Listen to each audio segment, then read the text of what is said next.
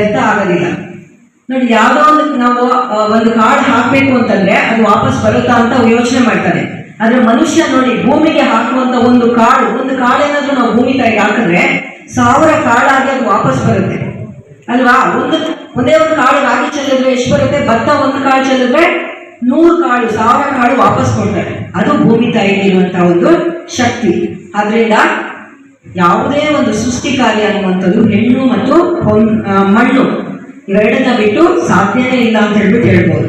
ಈಗ ನಮ್ಮ ತಾಲೂಕು ದಂಡಾಧಿಕಾರಿಗಳು ಅವರು ನಮಗೆ ಒಂದು ಮೋಟಿವೇಶನ್, ಇದೇ ತಾಲೂಕಿನವರು ಅವರು ಆಯ್ತಾ, ಟೀಚರ್ ಆಗಿದ್ದುಕೊಂಡು ಮತ್ತೆ ಉನ್ನತ ವ್ಯಾಸಂಗವನ್ನು ಮಾಡಿಕೊಂಡು ಈಗ ಇಡೀ ಒಂದು ತಾಲೂಕಿನ ಆಡಳಿತವನ್ನೇ ತಾಲೂಕಿಗೆ ಪ್ರಥಮ ಪ್ರಜೆಯಾಗಿ ಕರ್ತವ್ಯವನ್ನು ನಿರ್ವಹಿಸ್ತಾರೆ. ಅಂದ್ರೆ ಒಂದು ಹೆಣ್ಣು ಮನಸ್ಸು ಮಾಡಿದ್ರೆ ಏನ್ ಬೇಕಾದ್ರೂ ಕೂಡ ಸಾಧ್ಯ ಅಂತ ಹೇಳ್ಬಿಟ್ಟು ತೋರಿಸ್ಕೊಟ್ಟಿದ್ದಾರೆ ಅಲ್ವಾ? ರಾಷ್ಟ್ರಪತಿಯಾಗಿ ಕೂಡ ಆಳ್ವಿಕೆಯನ್ನು ಮಾಡಿದರೆ ನಿಮ್ಗೆಲ್ಲರಿಗೂ ಕೂಡ ಗೊತ್ತಿದೆ. ಆದ್ರಿಂದ ನೀವು ಕೂಡ ಇದರಿಂದ ಮೋಟಿವೇಶನ್ ತಗೊಳ್ಬೇಕು. ಹೆಣ್ಣು ಮನಸ್ಸು ಮಾಡಿದ್ರೆ ಏನ್ ಬೇಕಾದ್ರೂ ಕೂಡ ಸಾಧನೆಯನ್ನು ಮಾಡಬಹುದು ಅಲ್ವಾ?